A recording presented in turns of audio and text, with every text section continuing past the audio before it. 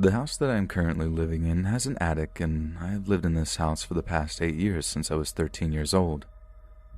One night during a bad winter where it was constantly raining and had strong winds, I hear boxes being moved in the attic. I freak out and lay awake the whole night, listening to those weird sounds coming from the attic. In the morning, I confronted my parents, asking if it was them. They both denied it and have no reason to go into the attic. They only go into it around Christmas time because that's where we store the tree, Christmas decorations, and stuff we don't use but don't want to throw away. I told them I heard noises, and both of them brushed me off and claimed I was just hearing things. The next night, I heard the sounds again, and the next night, and the night after that. For the whole week, I told my friends at school, and they said someone must be in my attic. I told them it was impossible. The only way into my attic is by grabbing the ladder from the shed in the garden, coming into the house, and next to the laundry, which was next to my room, there's a hole, like a proper hole. Sorry, I'm not exactly sure how to describe it, with a panel covering it, and that's how you actually get into the attic. Now, after that week, when the weather cleared up and I didn't hear any more noises coming from the attic, I simply forgot about it until I forgot my key one day. I called my dad, who was at work, and asked him if there was a spare key hidden somewhere that I could use to get in. He told me there's a way of getting into the attic via the roof. He told me about a large panel on the roof that could be removed and you could get into the attic. It's also quite easy to get onto the roof, and my younger brother has done this many a times with ease, to rescue our cat or balls that have ended up there. My blood went cold. Someone could have gotten into the attic. Someone could have been in there for a week, and then a dark thought crossed my mind. What if he's still there? I got out of there and walked around the neighborhood for 3 hours instead, while waiting for my dad to come home. When he did, I told him again about that week that I heard noises in the attic and how he could have gotten in, and again, he brushed me off. The next few years were filled with the occasional horror moments. I have 2 glass doors in my room that face the backyard, and we have lights and motion sensors in the garden. One night while I was sleeping, my dog was asleep next to me and my back to the glass doors.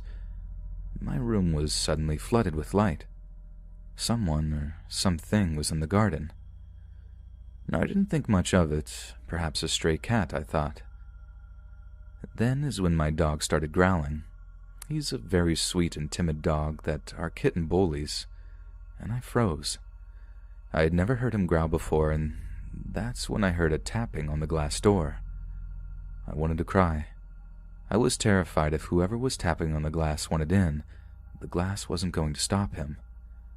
The tapping continued for a few minutes. I lay still, pretending to be asleep. Then I heard the doorknob being tested, and then my dog started barking, really deep and menacing. Whoever was there had fled once he heard the dog.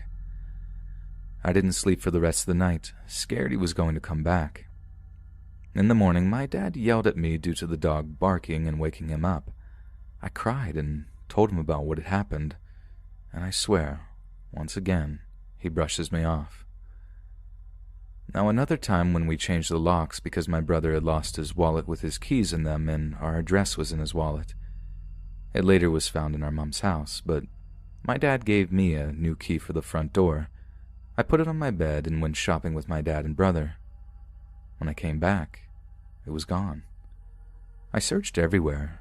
It never turned up, and I ended up taking the spare key my dad had hidden in the garden and pretending it was my main. He would later put another key in the garden, which was hidden under my dog's bed. And this is important for later. Other things have happened, but I think I've given enough backstory, and this was about 2 months ago. So my dad travels for work sometimes, and when he does, my brother stays with our mom and I look after the house and the animals. My dad had been gone for 5 days when this happened. I had left the main computer on, and it was just on the Google homepage. I went to bed and woke up 2 hours later, and my stomach was killing me. I rushed to the bathroom and threw up. Now, I had made a bit of a mess, so I went to the kitchen.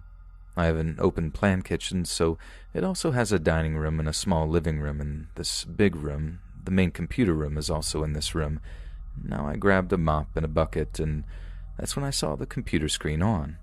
Not dark, like when you don't touch your computer for a while and the screen goes black. Curious, I went over to look at it and saw it was on YouTube, on a random music search page with the music typed into the search bar. I was incredibly freaked out.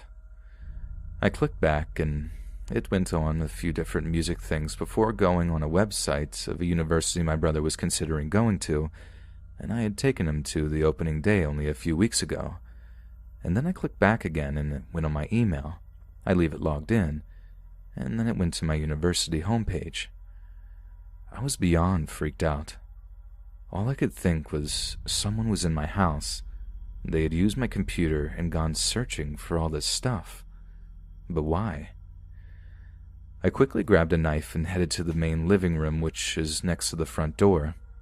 I called my best friend, who lived about a 30-minute drive away, and she told me she was coming to pick me up. I searched the living room while on the phone with her, and I told her if I screamed to call the police. After making sure the living room was safe, I paced, waiting for her. My cats were freaked out and were hiding, something they never do. When she arrived, we searched my house. I was violently kicking doors, opening and yelling if someone was in the house that I would stab them. There was no one inside the house. I was still freaked out, and my best friend told me I'd be spending the night with her at her house. I felt bad leaving my animals, but I couldn't bring them due to having her dogs that didn't like cats and could be aggressive with my dog at times. As we were leaving, a thought hit me. What if the person was in the attic? My best friend told me no way we were searching the attic, and she grabbed me. I didn't call the police, and my dad arrived home the next day. I told him what happened last night, and he had laughed at me and once again brushed me off. I do believe there is, or at least was, someone living in my attic. I'm very scared to be left home alone overnight, and I'll update if anything else happens, as I do plan on moving out next year.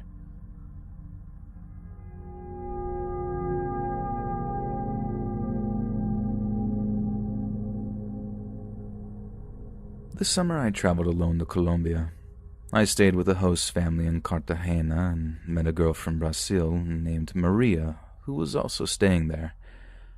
Maria and I quickly became friends and started doing as many touristy activities as we could during the day and partying all night.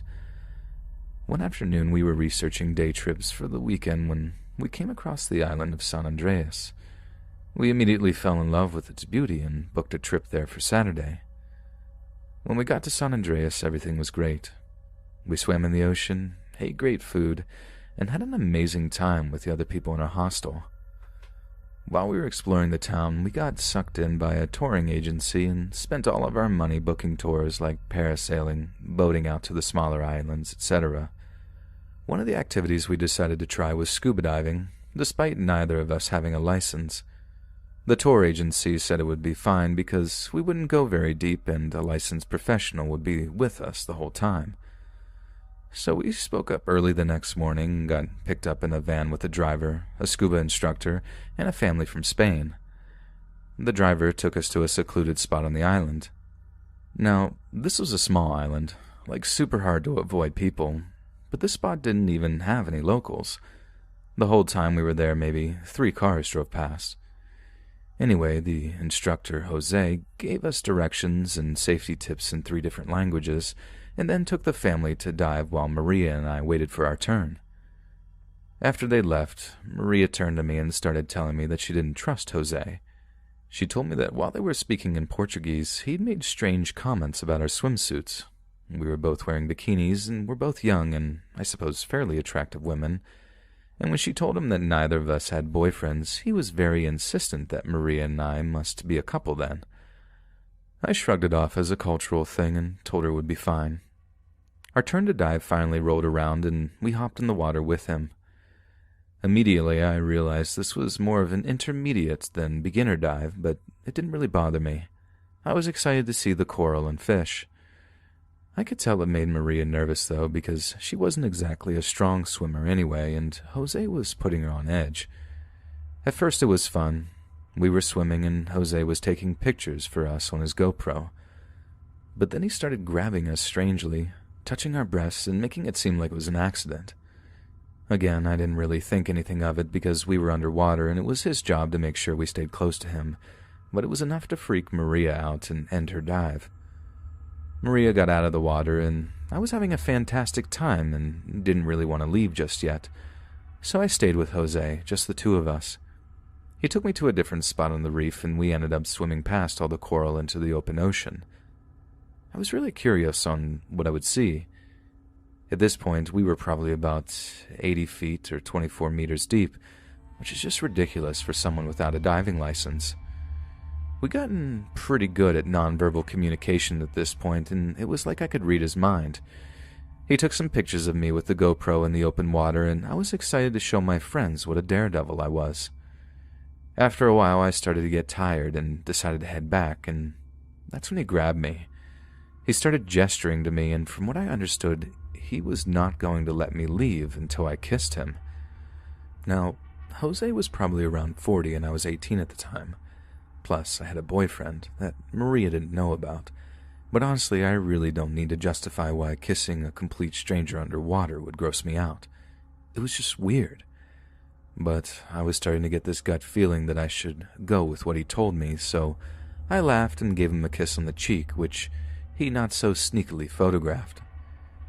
He looked me in the eyes and shook his head no. I could tell he was starting to get agitated.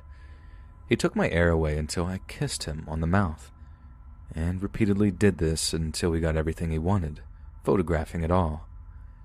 My gut was screaming that the only way this would end was by me being drowned, so I improvised. I pretended to be into it for a while, and then I looked behind him and got the widest eyes. The goal was to make him think I saw a shark or jellyfish. It worked. He turned around and I swam away as fast as I could. Eventually I got to the surface and popped my head up. To my absolute horror, we were super far away from shore. Jose surfaced next to me and in a kind of irritated voice asked me what I saw and insisted it was safe to go back down if I wanted to finish the dive. By some miracle, Maria saw us and started waving. I waved back at her and started swimming that way. I guess Jose knew his plan was messed up once Maria saw me alive. He sighed and headed back with me. On the drive back, I was super quiet and Maria knew something was wrong. I typed out everything that happened and showed it to her, and she was furious. We ended up buying the pictures Jose took on the GoPro to try and use them as evidence, but he only sent us the ones from earlier on in the dive. Honestly, it makes me sick thinking of the stuff that he probably uses them for.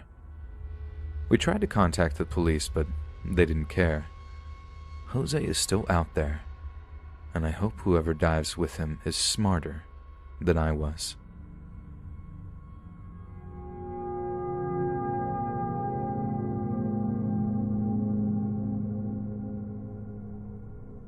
So to start out, I've been homeschooled for the majority of my life, and because of that, I didn't have many friends. Finally, when I went to college, I was able to meet so many new people, and I would soon learn that not all of them were as friendly as I had thought. In my first semester, I was enrolled in a college algebra class. I had never enjoyed math a day in my life, but it was something I was accursedly good at. One day, when I was studying for a test, a guy from my class, let's call him Harley, came running around the corner, skidding to a stop in front of my table as he slammed his books down on it. I had always recognized him as the loud, charismatic guy who sat a couple of seats behind me.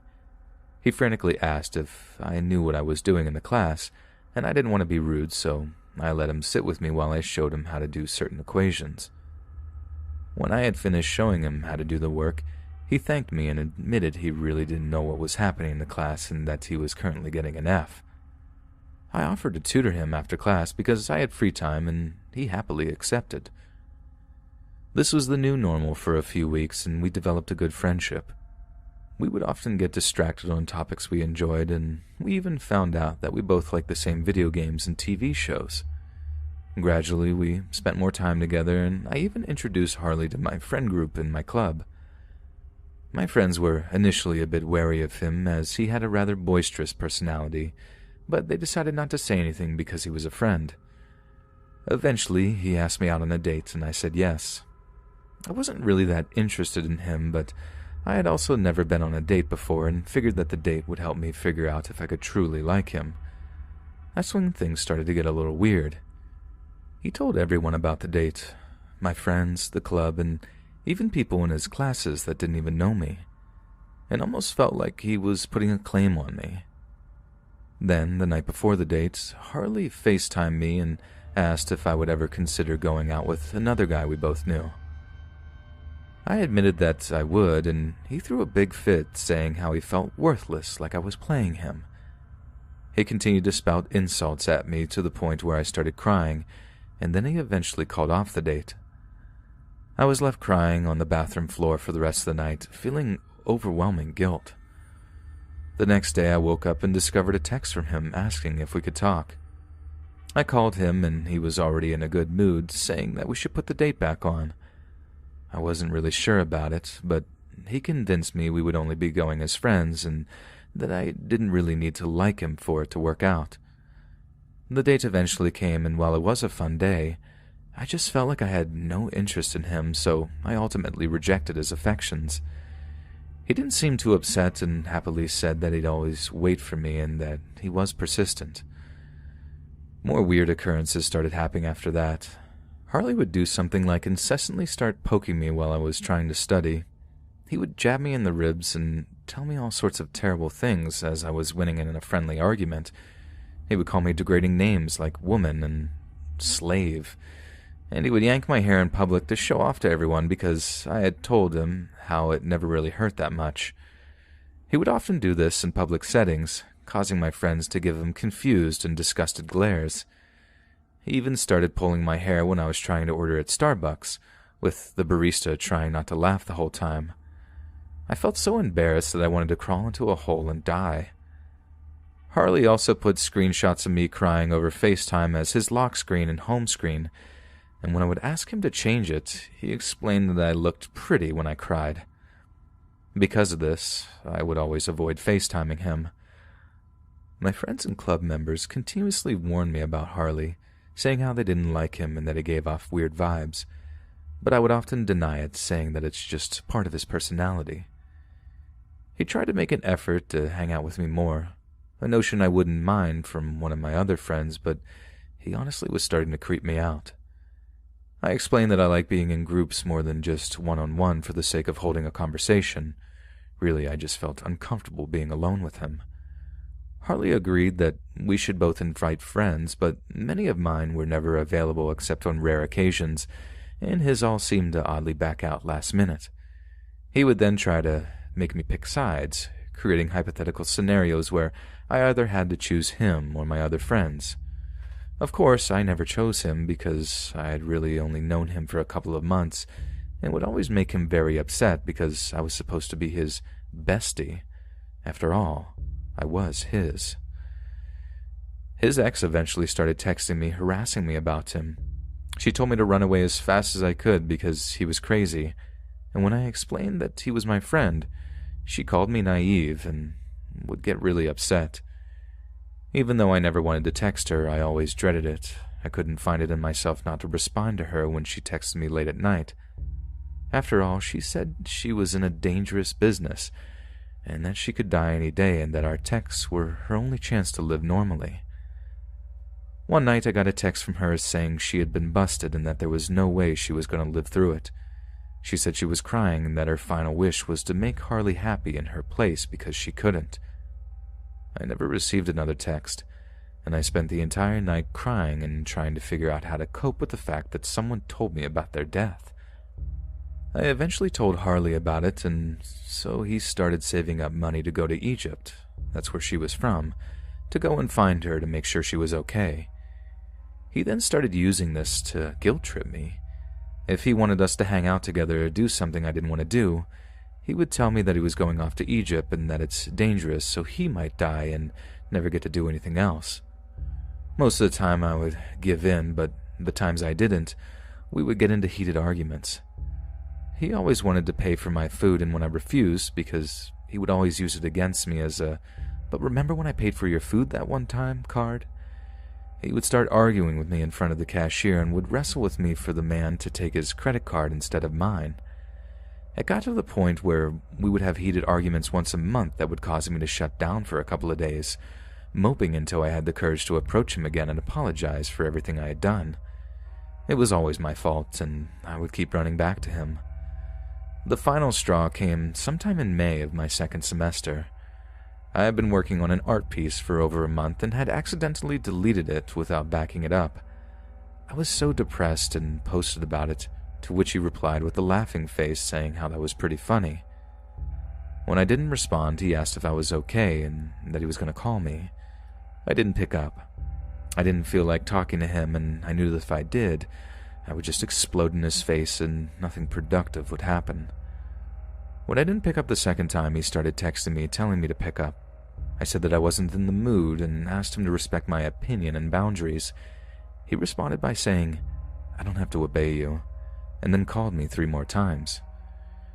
The next day, I was still in a bad mood, and I could tell that Harley was too. We were sitting in the cafeteria, eating in silence, as he asked me why I didn't pick up the phone. I was about to explain how upset I was when I saw one of my friends from across the cafeteria.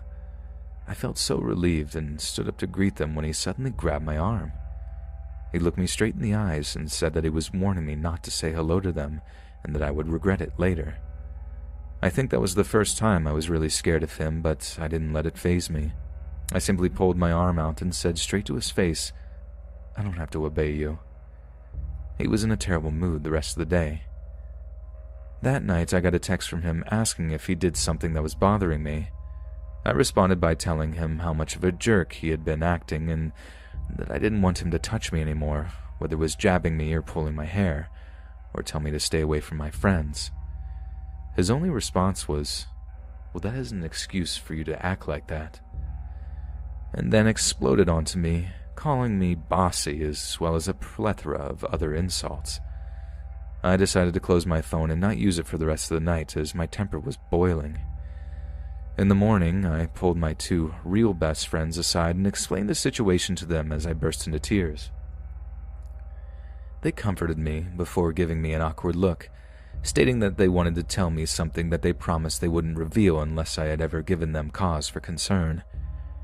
They then admitted that Harley had been texting them, telling them not to come to events I invited them to, and then instructing them to do it in a way that was last minute so I wouldn't have time to tell anyone else.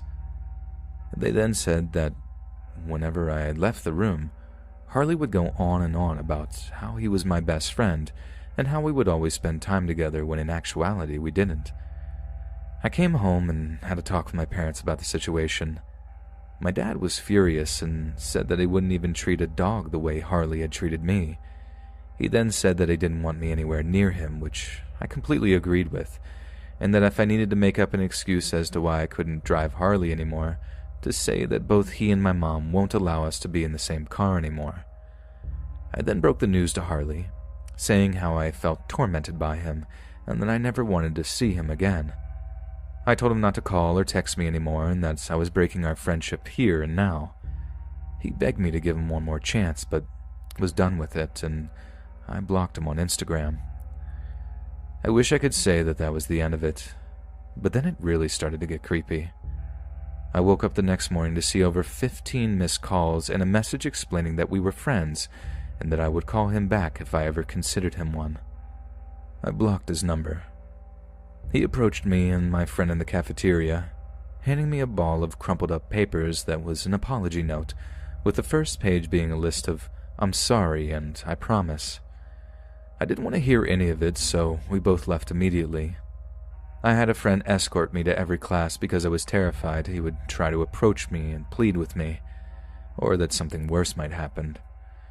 I canceled a night class we had together as I was terrified that it was located near an empty field undergoing construction, with a narrow alleyway being the only way to get to my car.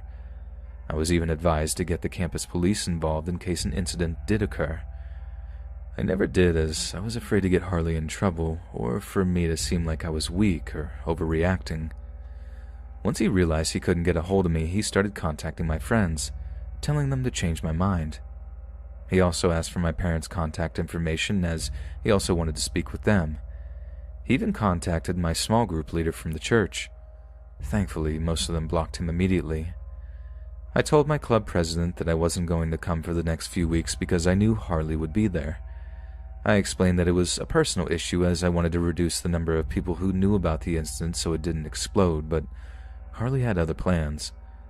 Unlike me, he did go to the club that week and had a full-blown meltdown. It was so bad that the president wanted to have a personal meeting with me. I was terrified at the thought of having to explain the situation.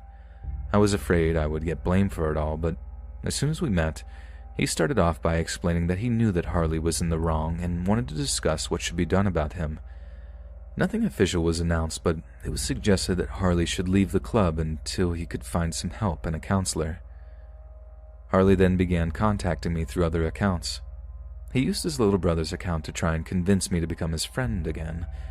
He contacted me through an account where he called himself Nolan, and even his ex apparently sent me a few texts. He had apparently bailed her out of jail. She wasn't dead. And so I once again had to hear her yell at me for being stupid and how I should be grateful to Harley and that he even wrote a song about me. I eventually lost it and told her to stop contacting me. He then started contacting club members, ranting to them until late at night about how I was the one manipulating him and being bossy towards him and only used him for money. They would then, in turn, call me and I had to explain my side of the story to them. They said that he'd even told him that he knew deep down that I still wanted to be friends with him and that I was just playing hard to get. Harley then would make random appearances at the club, trying to start friendly conversations with people who no longer wanted to talk to him after hearing both sides of the situation. Oftentimes it would end in him being ignored, but that only led him to coming to the club just to stand on the opposite side of the table from me, staring at me for 15 minutes at a time before taking his leave. Sometimes he would come back, claiming he left his backpack in the room. One of the club members even said Harley tried to look under the stalls in the restrooms to find someone he recognized to help him get back into the club. Eventually, the president had to have a stern talk with him and strongly suggest that he would not be welcome if he ever came back. It was at that point that everything seemed to die down. He stopped trying to contact my friends, he stopped using alternate accounts, and I barely saw him on campus. Although there was a lot of stress involved in this situation, it did teach me a valuable lesson of not trusting everyone I met, and I should be more aware when there are signs of possessiveness and manipulation. My message to anyone who finished reading this would be to not be afraid to ask for help when you feel like you're in a bad situation. If my friends and family weren't there for me, who knows what could have happened?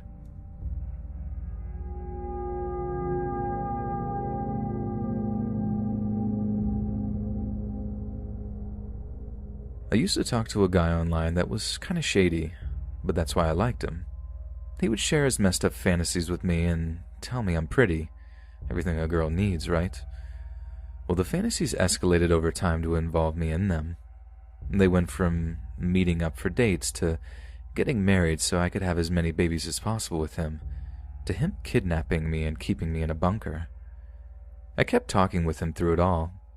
We had been in touch for nearly 8 years, and I liked that he was scary, but across the country. Those fantasies weren't the only things we talked about, so it was easy to move past them. A few months ago, he found out that I was diagnosed with major depression. He was trying to figure out how I could improve my mental health if I suddenly went off my medication. He stopped when I told him that I hadn't thought about ending my own life in a while because I was finally getting treatment. He was sad that I hadn't told him that I was that way in the first place. Over the holidays, I had my first really bad spiral in 6 months. I won't go into details to save on time, but the super short reason is that I miss my family. I went quiet online for about a week to wallow in my abyss, then pull myself out. When I finally re-emerged, worse for wear and still sad but not considering the pros and cons of dying, I found a lot of messages from this guy telling me not to end my own life, but to let him do it for me. He said I'd enjoy myself. He could use me up until the very end, and I could be his ghost bride in the afterlife. He also sent a lot of gifts of pictures of brutal, hardcore stuff, most of which involved a crying woman being choked by a belt, I told him that I really didn't desire any of that, and he said, "Okay, then let's not do that." Then he proceeded talking like he didn't offer up an extremely painful death because he knew I got the big sad sometimes. That was kind of the last straw for me. I never intended to meet him, but I draw the line at murder fantasies. That's the closest I've ever gotten to know someone who had a plan to do those kinds of things to me.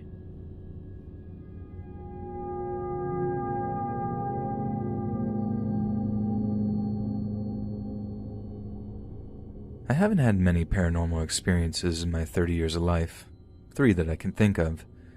This particular experience happened to me when I was 13 or 14.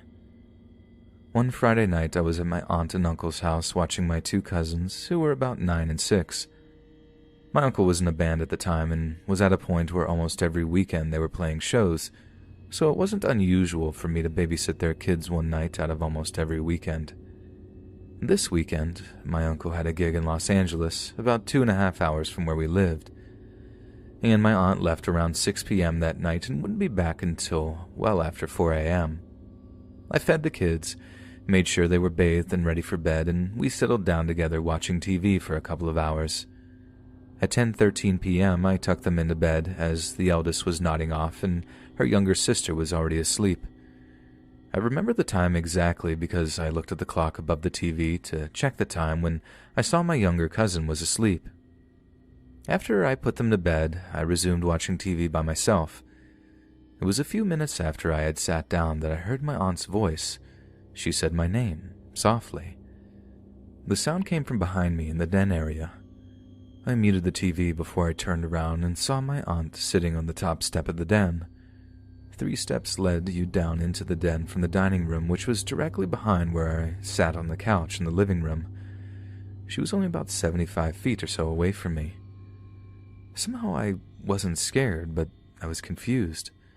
I knew she wasn't due to come home yet, and I hadn't seen or heard her or my uncle arrive at the house. Where I was sitting, I had a clear view of the front door, but I thought maybe she had come home while I was busy tucking the kids in bed. I looked at the front door and it was locked from the inside, just as I locked it when I bid my aunt and uncle goodbye earlier that evening. All of this happened in the matter of a few seconds. She had seen me look at her, we met eyes, and she was as real and clear as I was. She said my name again and told me it was time to go to bed since it was late. This time I protested. I was, and still am, a night owl, and in my early teen years I often wouldn't go to bed until 1 or 2 a.m., most Friday and Saturday nights. "It's not late, it's only—" I turned away from her, back toward the TV, and checked the time again. It was 10:28. "It's only 10:30. I finished. As I said the time, I turned my head again to look at her. She was completely gone. Vanished into thin air. I froze, all my hair standing on end. What? Where did she go? I wondered. I called her name and got no response. I blinked rapidly, wondering if this was a dream, trying to wake myself up. I told this story to a handful of people, and they all conjectured that maybe I had been asleep. While I have no way to prove to them I was wide awake at the time this happened, I know with absolute certainty I was awake. I turned off the TV but left the light on in the living room. No way was I shutting the light off, and ran into my eldest cousin's room, cowered under the covers, and waited for my aunt and uncle to get home. I didn't fall asleep until I heard them come through the front door many hours later. I didn't mention my experience to my aunt and uncle, or even my cousins, until many years later. They'd never had any strange experiences in the home, and they told me I must have been dreaming. I've had no history of delusions or mental illness. I know I didn't dream up seeing my aunt clear as day in the home and speaking to me when she wasn't there. I don't know what or who I saw that night, but it spooked me. I never did see that woman or thing again.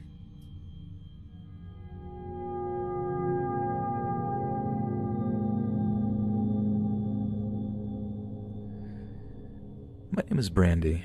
I'm 56 and I live in Washington. All these years, my kids wanted me to write down events that happened to myself and my family. Quite a few members of my family have passed away, so I didn't want these experiences to die with them. So for my children, here it goes. A lot of messed up supernatural things have happened to me and my family in my lifetime, most with witnesses, and this is one of them. About 25 years ago, while house hunting for a rental, I met the former renter of this run-down but livable house. She warned me not to rent this house because I have small children, and not only was it run down, it was very haunted. And never, she was stern, never let a man live here with you. He will be taken over by the evil that lives here. Now I'm thinking she is crazy or she was just mad at the landlord for something. We needed a home desperately. I was thinking that I have lived through worse, so I blew it off. I ended up renting the house and realizing I should have heeded her warning. The whole house was old and made of wood. The walls, the doors, the ceiling, all wood, and there were French doors all along the front of the house. The main living space was long and open. The living room and dining area was all one room, and it was always cold. It was located in the high desert of California, on the corner of an acre lot of barren desert, and across the street was a grocery store and a few small shops too far for anyone to hear us. It served as a town hall back in the day, and I think a turkey ranch before that. It was 6 a.m., and there was a 3-day trip to Disneyland planned. My kids, Michael age 1, Penny age 4, and Ginny age 3. We're all sleeping on my bed in my bedroom at the other end of the house, so I could pack up for the trip in the dining room and not wake them. But I could see the bedroom door, and it was closed. I was standing up folding clothes for the trip at the dining table. My mother-in-law, Opal, was sitting across from me when we heard the bedroom door creak open slightly. We both looked up, and it was my daughter Ginny in her little pink and white flowered onesie. I said, "Ginny, now you know it's too early. Go back to bed." And she said, "Me up now, Mommy," in her little sweet voice. It made us both chuckle, and I said to Opal, "She's just excited." "No, baby, we're not going now. Please go back to bed." She stomped her foot, which we could feel vibrate through the floorboards. My mother-in-law said, "You better go put her back to bed." And I agreed. As I'm making that long walk towards her, I am keeping eye contact. As I'm walking, I say, "No, baby." And once again, she stomps her foot, smiles, and says, "Me up." With the sweetest smile, she tilts her head. Opal even muttered "ah." It didn't dawn on me at the time how perfect her little pigtails were. At this point, I am extending my hands towards her, but that smile, though, I got about 6 inches from touching her, and she turns black and disappeared almost like sand falling to the ground, and the door quickly closing behind her. My mother-in-law let out a surprised response, and I was in shock. I stood there with my hands still extended, and then the fear came all over my body like hot and cold needles. My kids were sleeping behind that door. I grabbed the handle and swung open the door, fearing for the worst, only to find my little Ginny fast asleep with her sister's leg over her. It couldn't have been her. We went on our trip, but when we came home, we were met with all of the lights on and old music playing loud. People were standing around, 2 separate groups like 2 different periods of time. I turned to my husband and asked if he left the door unlocked and the lights on, and he said no. We all got out of the car and cautiously approached the front door. As I got closer, I could see a couch, not where our couch was, with a man in a white tank top sitting there. He was dirty, and he was looking at this boy standing in the corner with such hatred. You could tell the boy was abused by the way he was standing there with his head down. That's when he looked up at me, and it pierced my soul even now thinking about him. The kids were scared and the dog was growling. I grabbed the doorknob to put my key in. At that point, the music stopped and the lights went out. We opened the door and nothing. Nothing had been moved and no one was there. I couldn't get the image of that sad-looking little boy I saw standing there out of my mind, and it was a while before I saw him again. It was a nice day. The kids and I were out grocery shopping having a good time. I usually keep the living room light on when I knew we were going to get home after dark. I didn't realize we would be gone that long. It was just starting to be dusk. I pulled into the gate, and I think the kids were a little too rambunctious. I sat for a moment, planning my attack while getting all these groceries, a sleeping baby, and the two girls up the steps and into the house when I noticed movement in the living room. No one was home. I could hardly see anything in there because the light wasn't on. I started to get out when the girls jumped out of the car and started running for the steps. "Stop!" I yelled, and ran over to them. We could hear noises like a child running around, and my eldest daughter to this day says she saw a little boy and described him to a T, but at that moment I thought it might be an intruder or something. 3 steps went up to a landing, the locked front door opening into a window screened-in porch, then the 3 French doors. I told the kids to go to the car, but they were too scared to leave my side. Both of them clutching the back of my shirt, I armed myself with a stick by landing and forging through. Wham! I burst through the front door to the porch, and he was there.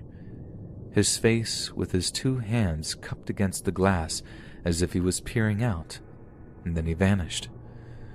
We went inside, and I searched every room with my obviously freaked out girls practically attached to my side. There was no one there. Was my mind playing tricks on me? And was I projecting my fear onto the girls? I turned on all the lights and ran out to get my sleeping baby and the rest of the groceries when I stopped in my tracks. There in the glass were 2 crescent moon handprints and was fogged up where his nose was. It stayed there for at least 20 minutes. Let me add my thoughts here. I don't feel we always need words to communicate with them or for them to get a message to us. They are not bound by flesh. You just have to be open and always keep your will strong.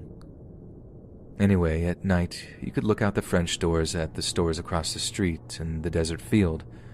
The property was pitch black, so you could see the reflection of whatever was behind you. That night, everyone was asleep. It was near Christmas, so I was admiring the lights decorating the storefronts when I felt one of my children through the floorboards skipping up next to me. I felt a tug on my shirt. I turned my gaze to the reflection and extending my arm over as if to caress the back of his head and pull him next to me. It didn't hit me. This wasn't my child. He came in under my arm next to me, and all I could feel was love and sorrow. I turned to look at him, but he was gone. I looked back to his reflection, and it was gone as well. He was about 8 or 9 years old. He had what looked like black and white Converses on. He was wearing old jeans with rolled-up cuffs. I could see the edge of a white t-shirt under a light gray sweatshirt, and his hair was sandy blonde and whisked to the side with the sweetest smile. In that moment I felt everything, and I cried. I saw images of abuse I do not want to elaborate on, and he made me feel that the man was not his father and that he loved the comfort of our presence. So many emotions. I went to bed and held my kids tight. I was so full of questions like, what happened to his mom? How did he die? I looked for records and was told that back in the day there were not many records kept out there in the desert. A person could live and die and no one would know unless it was reported. I felt whatever else that was in the house was evil, and we found out how evil the longer we lived there. I feel I should describe the bedroom so you can get a feel of the surroundings. On one side of the room there was a full-size bed against the wall where I slept, a small nightstand with a lamp, and a single bed next to me against the other wall where my 2 little girls slept. And then the living room door. At our feet was the hall door, a closet, and a crib. Many nights we would see the light beneath the door get blocked out as if though someone was walking up to my room and just stand there and then fade away. At first we thought it was my mother-in-law going to the bathroom since it was next to our room, but we found out later it wasn't her, and the dog would sometimes growl and scratch, but when we opened the door to the hall there was no one out there. Almost every morning at 6 a.m. we would hear the lid of the toilet slam up, and the toilet would flush, but when we ran in there the lid was down and the water was calm. A phone would start ringing in my room, despite us not even having one at the time, and we could hear old music coming from the walls from time to time. At first, I thought it was coming from the pipes of our neighbor or something, but we didn't have any. The lady had already moved out, and that house was completely empty. So many things happened there, but this night in particular caused me to never let my girls sleep in their own bed alone. The girls were so happy that day, they both received a package from my mom full of princess stuff, toys, cups and bowls, 2 beach towels, and 2 nightgowns embossed with their favorite princess image. The nightgowns were short and silky, and after their bath, they begged to wear them to bed, so I happily complied. It was quiet in the house that night. My mother-in-law was with family along with my husband. I don't remember where the dog was, but he wasn't there. I tucked them in, oldest by the wall and the youngest closest to me on the outside. I wasn't ready for sleep, so I put a scarf over the lamp to dim the light so I could still read. Now I'm sitting on my bed next to them, and as I'm reading, the covers slightly come down off of the girls. I didn't think anything of this because my older daughter was notorious for kicking off the blankets, so I tucked them both in and continued my reading. It happened again, and once again I covered them up. At this point, I am feeling uneasy, and the hairs on my arms are starting to rise. Never a good thing. I looked at my oldest daughter and noticed that she hadn't moved. How was this happening? I sat back down on my bed and pretended to read, intently staring at the covers over the book pages. Moments passed and felt myself trembling, trying to hold the book steady. Then it happened. I saw the covers start to move, but the girls were still. I was confused. I didn't understand what was going on. The covers then pulled down with force, so I leapt up and grabbed the covers from the end of the bed, pulling them up. At this point, I am standing next to them, and my voice quivered as I firmly said, "Stay away from my girls." I still don't know who I was yelling at. I sat on the bed next to them, gripping the covers tight when they were jerked from my hands down to the floor of the bed, exposing my girl's legs, and my youngest daughter's nightgown started to rise, and she started to scream as she was feeling pain, waking her sister. I threw my body over both of my girls and screamed, "Get out! Leave us alone!"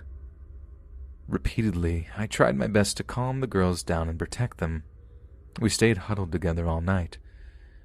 That was the last time they slept alone in that house. I was able to get a bigger bed, and we all slept together from that point on.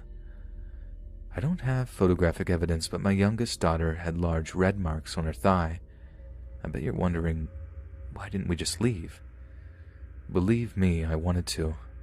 I felt trapped, not just by the house, but by my husband. Let me start by saying that my husband was not the nicest man. I feel he tricked me when we first got together. I was young, but I knew what he was capable of, and let's just say that I didn't want to lose anyone I loved, so that's why I didn't leave him. But this was different. This was not him. This was a whole other evil. I started noticing a shift in him the longer we lived there. We stopped going out as a family, and he stopped working. He put bars on the window and locks on the doors. Living there changed him. The things he started to do were out of his character that made me uncomfortable. He started watching me from dark rooms and behind cracks in the doors. When I asked him why he was doing this, he got mad and made me feel like I was crazy. When we were alone together in that house, I felt it even more intense. One such night, the kids were at my mother's, and we had just finished dinner. We were sitting together on the couch watching TV. I was mending a sock, and it had been a pretty good day. I noticed a change in the atmosphere, and for some reason he seemed to have gone quiet. I was just about to ask him if he wanted me to change the channel when a small flash of light hit my right eye.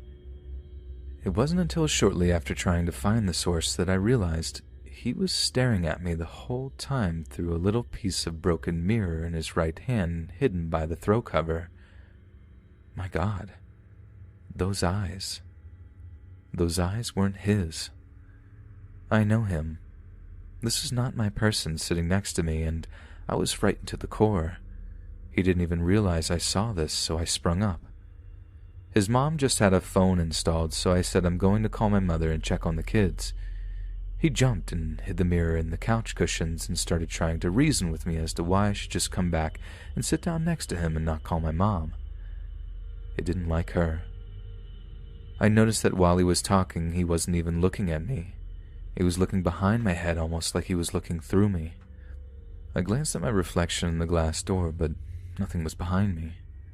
I grabbed the phone and called my mother, assuring him I was only going to be a minute. We stayed on the phone until he fell asleep, and quite a bit longer. My mother knew what was going on, but she felt helpless, as I did at the time.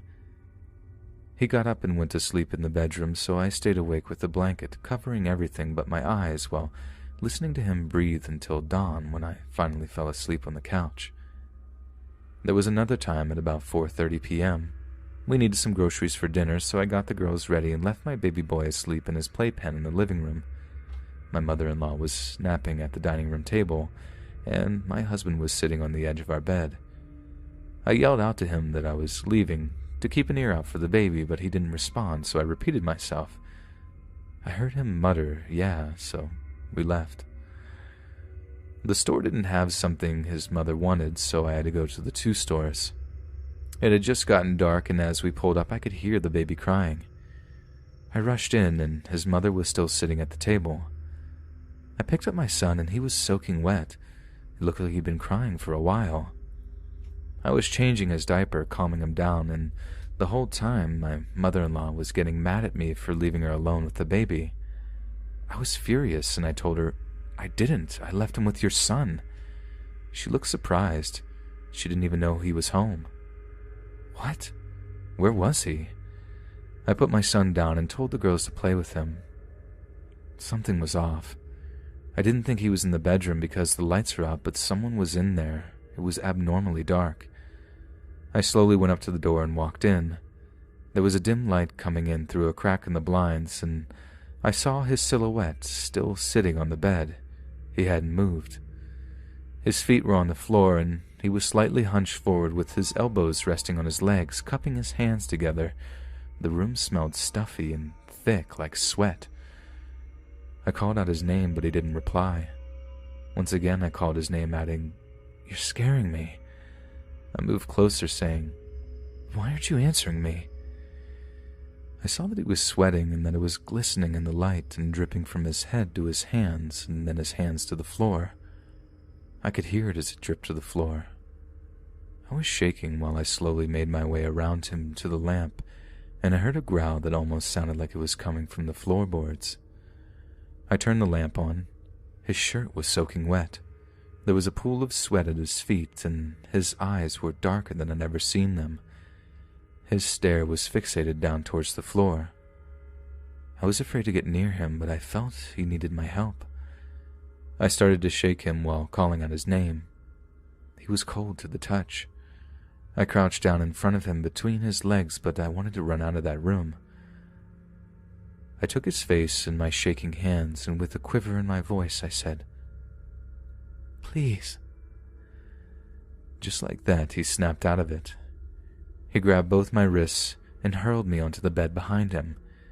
He said with a loud voice, "What are you doing, freak?" and then got up and went to the bathroom. I heard him turn on the shower as I laid there curled up, not knowing what just happened. I soon composed myself and went out to bring the groceries in and make dinner. Later, he joined us as if nothing ever happened, but I still felt uneasy. The night went on, and he was his old self, goofing off with the kids and watching cartoons. I went to the kitchen to wash the dishes with my back to the hall. I heard him in the living room with the kids. I heard him. The next thing I knew, he was behind me, and he aggressively grabbed my waist and put his mouth on me. I could feel his teeth on my neck. I jumped. He startled me. Then he looked at me like he wanted me dead and said, "You disgust me," and left the house. I don't know where he went. I didn't ask. All I know is that he was gone. He came back later that next morning, dirty, and saying something about him getting lost in the desert. I remember him telling me once that I could scream out there and no one would hear me. We eventually got out of that house after living through horror, not knowing from day to day what was going to happen next and who was safe. I later left my husband because of those and other atrocities he put me through while living there, borderlining on abuse rather than paranormal. For years after that, I would have nightmares of him appearing at the foot of my bed, clawing his way up my legs, closing the space between our faces with his cold breath on my lips and those eyes. I would wake up gasping for air. I still shiver when I see small mirrors or broken glass. A few years later, I ran into the former renter, so I asked her if she knew anything about a little boy ever living there, or did someone die, and she said she heard that there was a boy, and that his mother disappeared, leaving him with his stepdad who was abusive to him. Later, the boy was found stuffed in a hole in the property dead, and the stepdad had taken his own life. I don't know if that's true, but it seemed pretty close to what I felt. I wish even now that I could have helped him move on. We couldn't even drive down that street after that, and we all cried with relief many years later when we found out that the house had been demolished to the ground and a housing tract was built over the land. I still wonder if those people living there are plagued by the evil within.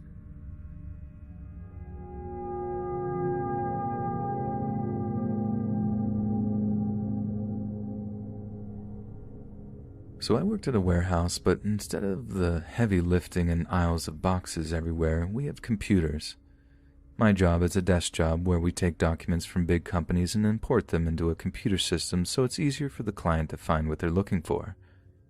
When I first started, things were great, and weird things would happen here and there, but was more coincidence than anything. One day I was working separate papers, and this big purple sign they had hung up randomly fell out of nowhere. Someone just picked it up and put it against the wall like nothing had happened, and we got back to work. But the longer I worked there, the more things I saw that you really couldn't put an answer to. I got close with one of the people working there, and she told me stories about the place that we had worked at. Apparently the first owner of that place sold it to whom we work for now. His mother told him if he sold the building, that she would haunt the place and terrorize the people that worked there. At this time, I was now working on a computer in an area where, when smoking was legal inside the workplace, people would go smoke in that area. They now put what shipments we get, and there are 2 vending machines for the employees. I had my headphones in and was listening to Let's Read Stories and saw something move out of the corner of my eye. I got curious and turned to see if someone was walking by. Next thing I know, I see an elderly woman staring at me with the worst look ever. I shot out of my chair and cursed, hopping up and down trying to catch my breath because, believe it or not, it scared me. The coworker I got close to was behind me and asked what was wrong. I told her what I saw, and she said, "Oh, that's the old owner's mother." I kind of laughed at this, and she looked me dead in the eyes and said, "No, I'm serious." I felt the color drain from my face, and I had to sit down. I've had experiences before, but never an elderly woman with a mean look staring at me and then disappearing. She then adds, "Oh, her husband is here too. He's in the dungeon area." So we called this back room where we stored boxes the dungeon because it was a very creepy room. I've seen stuff out of the corner of my eye when I was close to that area, but brushed it off. Well, I had now seen the woman and decided not to let that distract me from doing my job, and I'm guessing she didn't like that or the fact I cursed at her, so the big stack of folders I had by me kept getting knocked down, and the stickers we put on boxes kept falling on the ground off a desk and unraveling. The stickers I don't understand because where we had them, they were at the back of the desk, so something really had to push them or throw them across the desk to do something. I got frustrated one day because those things kept happening, and my friend said to apologize and she would stop. So I did, but she still messes with me here and there. I started noticing that I get anxious when she is around, so I hope I can grow on her like my coworker has and not have to worry about this mean old lady.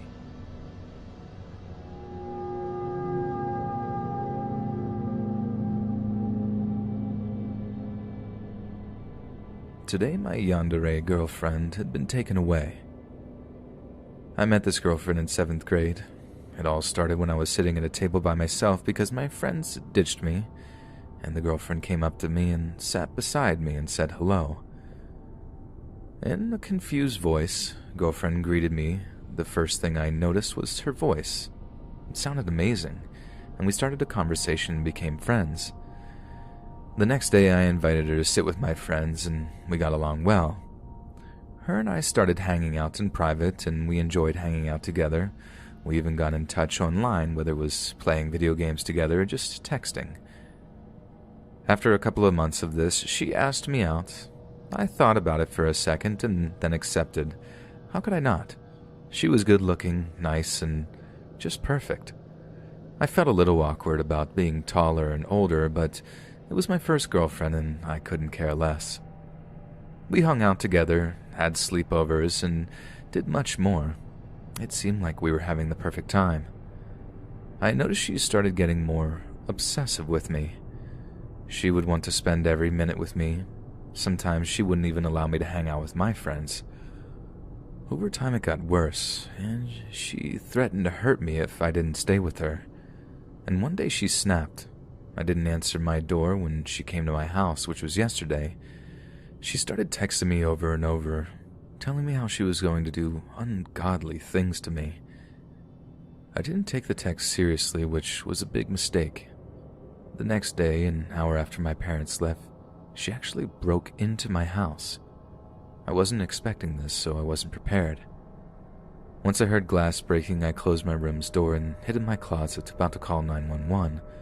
But then I heard the door open and I heard her say, "Why are you hiding from me?" I was frightened. Then I heard the closet door open. She saw me, got closer to me with a knife in her hand with an evil grin and bloodshot eyes. I started screaming, and then she pushed me to the ground and held me down with a knife against my throat. My friend heard the commotion and called the cops immediately. They would have not arrived till about 10 minutes after the girlfriend kept on saying stuff along the lines of, "Why don't you love me anymore?" or "It's so cute when you get scared." I asked her why she was doing this, and she just stared into my eyes with no emotion and an evil grin and started laughing. She started to rub the knife against my throat. I begged her to just leave me alone, and all she did was continue to grin and laugh. The police raided the house. Pointing their guns at her, they told her to put the weapon down. She complied, and I had so many questions. How could someone so innocent-looking and young do this? Why is she doing this? After she was taken away by the cops, they questioned me for a while. I couldn't answer most of their questions because I didn't have the answers. I'm still traumatized from all of this. I'm scared of dating anyone, scared of being left alone. I'm going insane day by day. I have nightmares of the incident. I have flashbacks. All I can say is be careful who you date. Hey friends, thanks for listening. Be sure to subscribe and click that notification bell to be alerted of all future narrations. If you got a story, be sure to submit them to my subreddit, r/Let'sReadOfficial, and give and receive feedback from the community, and maybe even hear your story featured on the next video. And join my Discord to interact with me and other listeners directly. And if you want to support me even more, grab early access to all future narrations for just $1 a month on Patreon, and maybe even pick up some Let's Read merch on Spreadshirt. And check out the Let's Read podcast, where you can hear all these stories in long compilation form and save huge on data, located anywhere you listen to podcasts. Links in the bio. Thanks so much, friends, and eat my spoop soup.